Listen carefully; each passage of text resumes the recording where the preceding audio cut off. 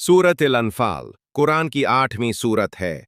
नाजिल हुई मैदान बद्र के बाद, जब ईमान वालों ने कलील तादाद के बावजूद कुफ्र की फौज को शकस्त दी, मगर कामयाबी सिर्फ तलवार से नहीं, अल्लाह के हुक्म से आई।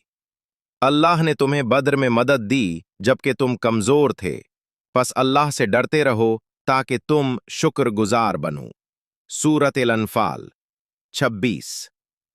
ये सूरत हमें सिखाती है कि ईमान, इत्तहाद और अल्लाह पर कामिल भरोसा किसी भी जंग में असल हथियार हैं। ये सूरत माले गनीमत, तैदियों के साथ हुस्न सुलूक और नबी सल्लल्लाहु अलैहि वसल्लम की इताअत का भी हुक्म देती है। बद्र में 313 मोमिन थे और कुफ्फार 1000 से जायद, मगर ईमान वाले झुके नहीं। क्यों? क्योंकि उनके साथ था अल्लाह, फरिश्ते और नबी सल्लल्लाहु अलैहि वसल्लम की क़यादत।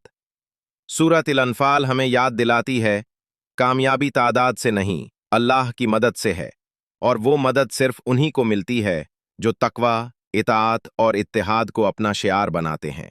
और अल्लाह और उसके रसूल की इताअत करो और आपस में झगड़ा न करो, वरना तुम बुज़दिल हो जाओगे और तुम्हारी हवा निकल जाएगी।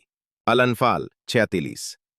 कामयाबी के मुतलाशी हो तो सूरत अल-अनफाल को पढ़ो, समझो और उसके पैगाम को अपनी जिंदगी में उतारो।